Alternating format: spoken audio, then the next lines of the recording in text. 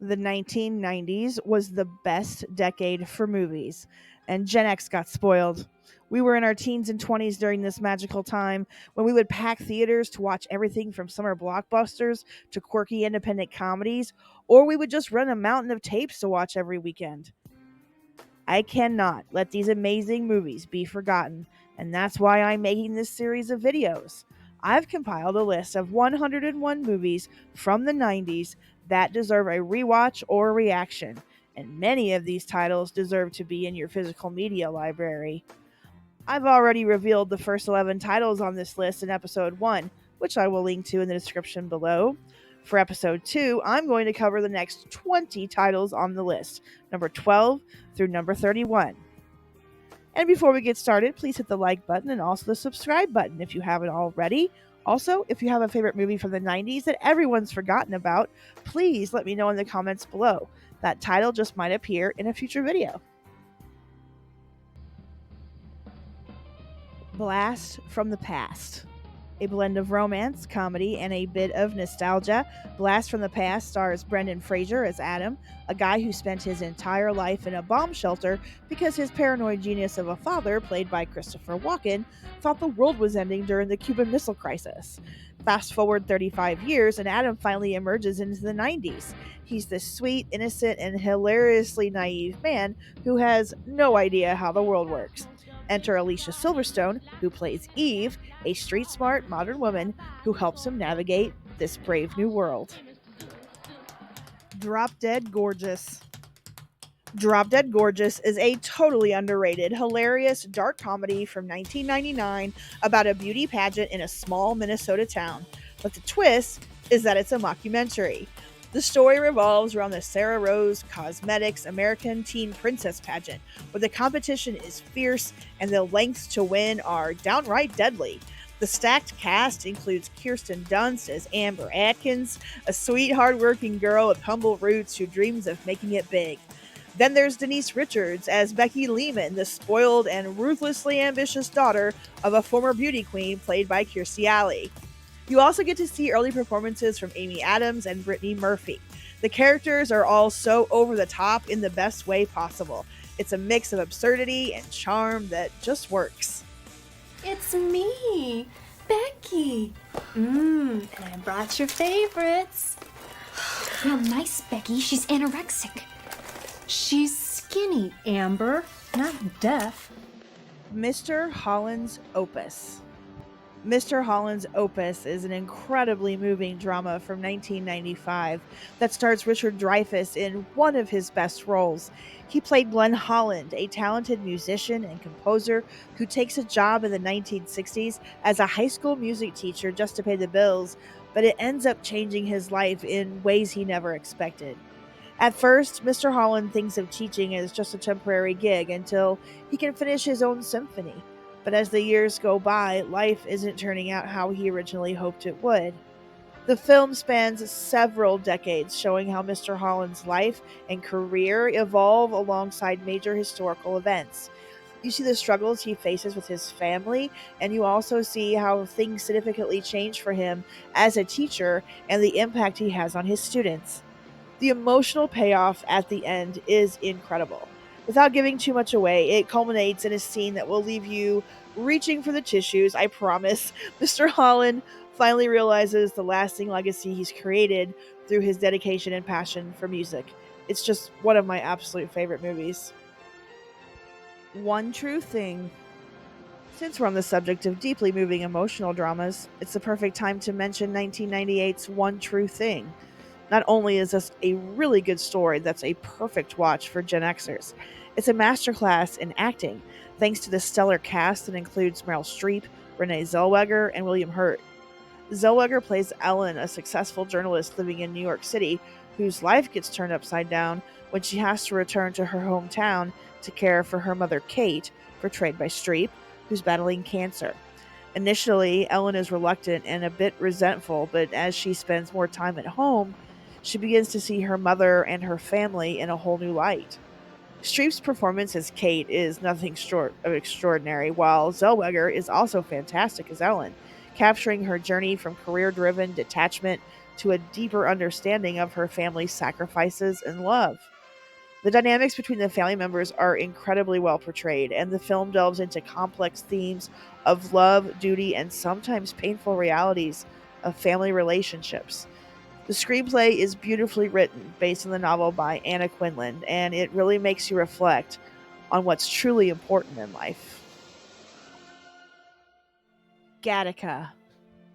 1997's Gattaca is sometimes referenced in nerdy debates about the societal dangers of human gene editing, but the movie really doesn't get the recognition it deserves. Gattaca is a thought provoking sci fi flick that depicts a future world where parents can choose their children's genetic makeup before birth, and where genetic engineering determines your place in society. This also means that this is a world where people with imperfect genes face discrimination. Literally, it's a world where your potential, your career, your whole life really is all predetermined by your DNA. The message of Gattaca is often seen as a warning against genetic perfectionism and discrimination, and it raises questions about things like genetic engineering, individuality, autonomy, and totalitarianism. Plus, this is the movie where Gen Xers Ethan Hawke and Uma Thurman met and fell in love, which obviously makes it a must watch. The Game. The Game is a psychological thriller directed by David Fincher, filled with suspense and mind bending twists. The story centers around Nicholas Van Orton, played by Michael Douglas, who's a wealthy but lonely investment banker whose life is meticulously controlled and completely devoid of joy. For his birthday, his estranged brother Conrad, played by Sean Penn, gives him a unique gift, an invitation to participate in a mysterious game that promises to change his life. At first, Nicholas is skeptical, but he goes along with it. What follows is an intense and unpredictable journey that blurs the line between reality and illusion. The game takes over his life, stripping away his control and forcing him into a series of increasingly dangerous and surreal situations. What makes the game so compelling is its ability to keep you guessing. Just when you think you have it figured out, it throws you another curveball.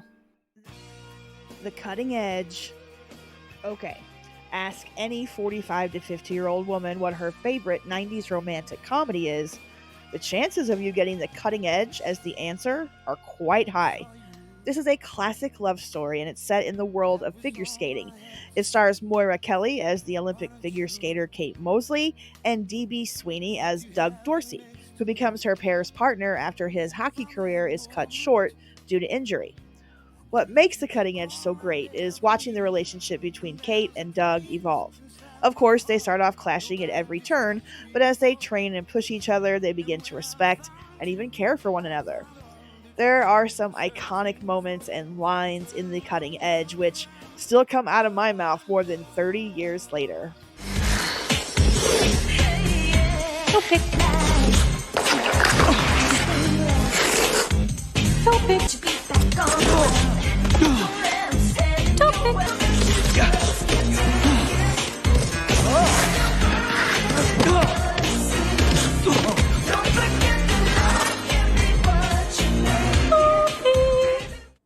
Soul Food.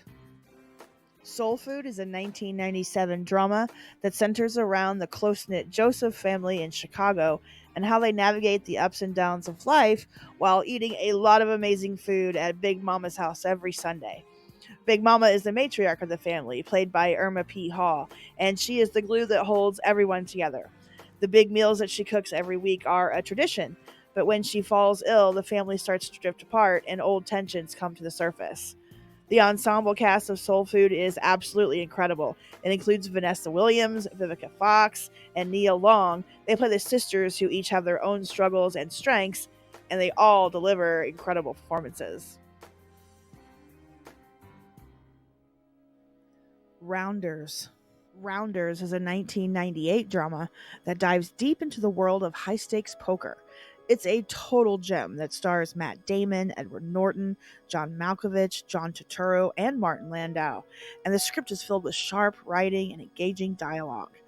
Damon's character is a talented poker player who tries to leave the underground poker scene to pursue a law degree, but gets pulled back in when his best friend Worm, played by Norton, gets into serious trouble with some very dangerous people.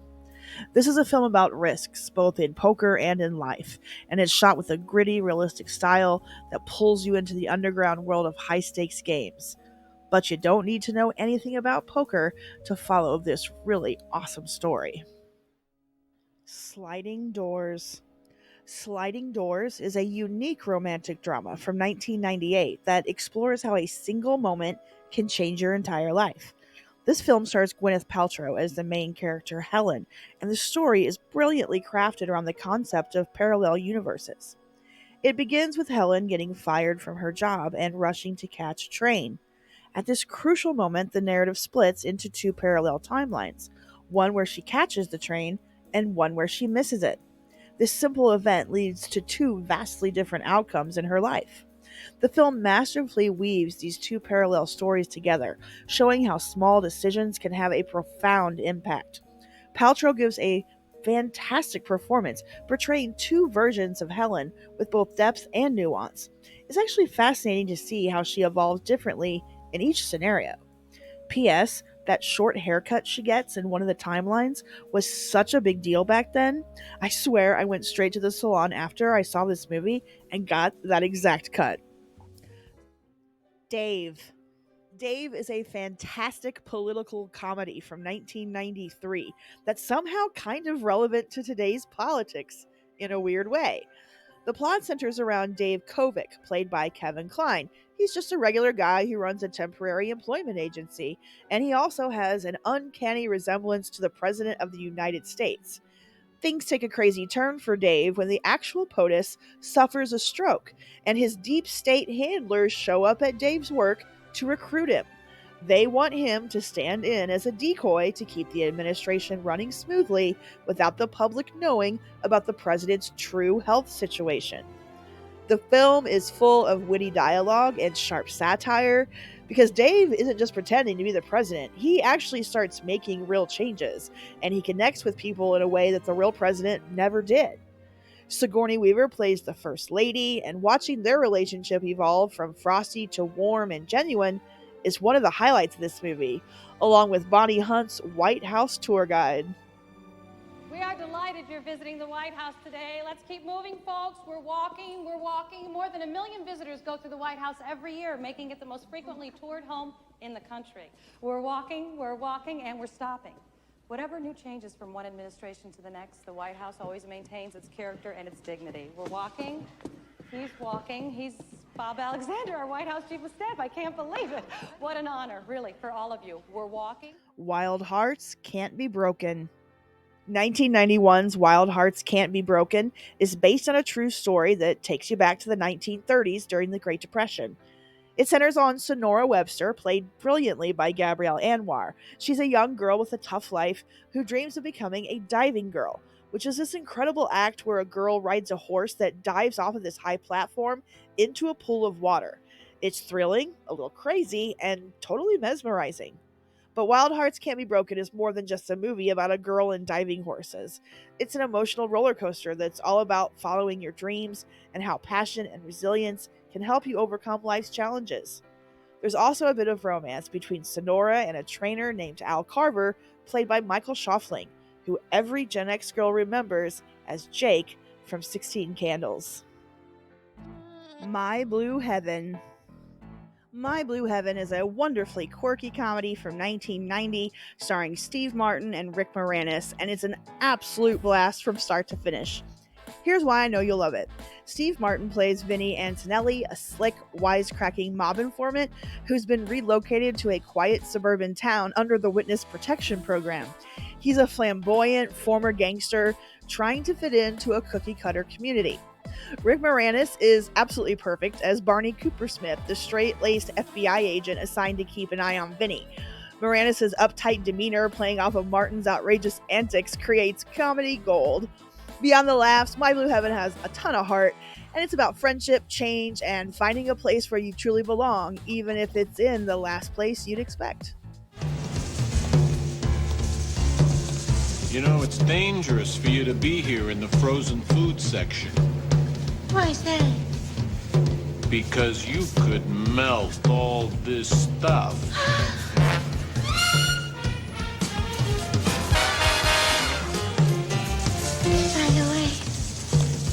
name's Chaldine. Hiya, Chaldine. Toy Soldiers. Toy Soldiers is a 1991 action thriller filled with a Gen X cast and straight-up 90s vibe, complete with some badass moments. It's all about a prestigious all-boys prep school full of rebellious students, including a group of misfits who are always in trouble, led by Goonies star Sean Astin, Will Wheaton, and Keith Coogan. The school gets taken over by a group of terrorists and holds the students hostage, forcing them to step up in ways they never imagined. The cast also includes Louis Gossett Jr., who plays the tough but caring headmaster who does everything he can to protect his students. The dynamic in the movie between the students and their captors creates this intense, high-stakes environment that keeps you guessing as to what's going to happen next. There's a solid blend of drama, action, and a touch of humor. It's not just about explosions and shootouts. It's about bravery, friendship, and standing up when it matters most. Not Without My Daughter. Not Without My Daughter is a gripping, intense drama from 1991 that's based on a true story. This film stars Sally Field as Betty Mahmoudi, an American woman married to an Iranian man, played by Alfred Molina. The story kicks off when Betty and her young daughter, Mahtab, accompany her husband to Iran for what's supposed to be a 2-week vacation to visit his family. But things take a dark turn when he reveals that he has no intention of returning to the United States. Suddenly, Betty finds herself trapped in a country where she doesn't speak the language, has no rights, and faces constant threats from her husband and his family. The cultural clash and the depiction of life in Iran during that time are eye-opening. The movie is quite the harrowing journey as Betty navigates the dangerous landscape, seeking help from anyone who might assist her and her daughter in fleeing the country and making it home to America. The Rocketeer. The Rocketeer is a hidden gem from 1991 that perfectly blends action, adventure, and a touch of old-school Hollywood charm. Think of it as a superhero movie set in the glamorous and adventurous world of the 1930s. The story centers on a daring young stunt pilot named Cliff, played by Billy Campbell, who discovers a top-secret jetpack that gives him the ability to fly. Cliff decides to use this newfound power to become the Rocketeer, a masked hero who takes on Nazis and criminals. What really makes this movie memorable is its fantastic blend of retro style and thrilling action. You've got the gorgeous Art Deco sets, the vintage airplanes, and that classic Hollywood backdrop. Plus, there's Jennifer Connelly playing Jenny, Cliff's love interest, and Timothy Dalton is absolutely perfect as the suave and villainous actor Neville Sinclair. Directed by Joe Johnston, who later brought us Captain America: The First Avenger, this film captures that same adventurous spirit and sense of heroism. The Road to Wellville. The Road to Wellville is an offbeat comedy from 1994 that's set in the early 1900s at the Battle Creek Sanitarium in Michigan, a very real place run by the eccentric Dr. John Harvey Kellogg, played by Anthony Hopkins. Dr. Kellogg is obsessed with health, wellness, and particularly bowel movements. He believes in some pretty wild treatments, from electric baths to weird diets, and the movie dives into all of these with quite hilarious detail. In addition to Hopkins, you have this great ensemble cast, like Matthew Broderick and Bridget Fonda, they play a young couple, and John Cusack plays a con artist trying to capitalize on the health craze by setting up his own breakfast cereal business. This film really leans into the absurdity of this entire story, but I put it on this list because watching Road to Wellville sent me down a rabbit hole centered around Kellogg's cereal and the history behind the Battle Creek Sanitarium that will absolutely blow your mind if you dare to follow. It's absolutely insane. Son-in-Law. Son-in-Law is a classic 90s comedy starring Pauly Shore in his prime. The simple premise is one that I related to completely in the mid-90s. It was about a small-town farm girl named Rebecca, played by Carla Gugino, who graduates high school and goes off to college in LA. That's where she meets a wild, eccentric, lovable goofball named Crawl, played by Shore. Rebecca ends up inviting Crawl to spend Thanksgiving with her family back on the farm in South Dakota, and this, for me, is where the movie shines.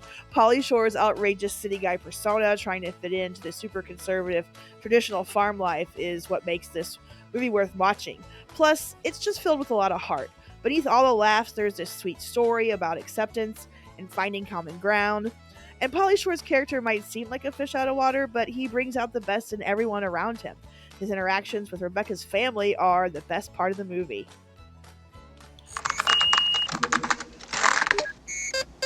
Loading. Ta-da! It's gone. How'd you do it? Your PC got harshed, right? Because your system heap sent the wrong parameter. So I toasted the data directory, tweaked the PRAM, and reglazed your subroutine. How'd someone like you get into computers? Grew up at Caesar's Palace, right? Vegas, gambling, cones, the whole package, right? Didn't have any friends. So I just pounded away on the old keyboard for a couple years, solo mission. So you're just an old hacker like me, but disguised as an idiot. Yeah, basically. Legends of the Fall. Legends of the Fall is an epic, sweeping drama that has everything: love, family, betrayal, and breathtaking scenery. The story is set in the early 20th century and follows the lives of the Ludlow family, led by the patriarch Colonel William Ludlow, played by Anthony Hopkins. But the real stars of the show are the Ludlow brothers, Tristan, Alfred, and Samuel, played by Brad Pitt, Aidan Quinn, and Henry Thomas. Brad Pitt in particular gives one of the most iconic performances as Tristan, the wild and free-spirited middle brother. This is early Pitt too, like before Seven and before Fight Club, but after Growing Pains. Anyways, the plot revolves around these three Ludlow brothers and their complicated relationships with each other and with Susanna, a beautiful and strong-willed woman played by Julia Ormond. Her arrival turns their world upside down, setting off a series of events that changes their lives forever. Legend of the Fall is set against the stunning backdrop of Montana, and the cinematography is just gorgeous. Every scene looks like a painting, with vast landscapes and dramatic skies. The music score, composed by James Horner, is hauntingly beautiful and perfectly complements the emotional depth of this story. Sense and Sensibility. Sense and Sensibility is an absolute masterpiece and one of my favorite movies of all time. Like, it's literally in my top 5. Directed by Ang Lee and adapted from Jane Austen's beloved novel by the incredibly talented Emma Thompson, who also stars in the film, Sense and Sensibility is a perfect blend of wit, romance, and drama set in the picturesque English countryside of the 19th century. The story follows the Dashwood sisters, Eleanor and Marianne, played brilliantly by Thompson and Kate Winslet.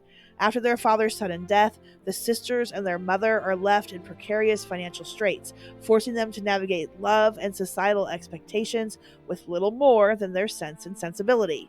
Eleanor is the embodiment of sense. She's rational and composed, while Marianne is the essence of sensibility. She's passionate and impulsive. The performances are absolutely outstanding. Thompson brings a nuanced depth to Eleanor, portraying her internal struggle with grace and restraint, while Winslet's Marianne is a whirlwind of emotion, capturing the spirit and vulnerability of young love. The supporting cast is equally stellar, with the amazing Alan Rickman as the Honorable Colonel Brandon, Hugh Grant as the charming yet reserved Edward Ferrars, and Greg Weiss as the dashing but duplicitous John Willoughby. One of the reasons this movie stands out is its impeccable screenplay from Emma Thompson. Her adaptation is both faithful to Austen's novel and accessible to modern audiences. It's sharp, witty, and full of the biting social commentary that makes Austen's work timeless. The dialogue is clever and often humorous, bringing the characters to life in a way that feels both authentic and engaging. And then there's the music by Patrick Doyle. It's just another exquisite element, perfectly underscoring the film's emotional highs and lows. It's lush, romantic, and evocative, enhancing the overall experience and making the story even more poignant. Sense and Sensibility is a film that makes you think and feel deeply. The themes of love, duty, and family resonate across time, making it a story that's both historically rich and universally relatable. I've come here with no expectations, only to profess, now that I am at liberty to do so, that my heart is, and always will be, yours. And there you have it. That's number 12 through 31 on my list of 101 forgotten 90s movies. There are links to all of these titles in the description below. And be sure to like and subscribe and hit that notification bell so you'll know when the next episode in this series drops. Okay, bye.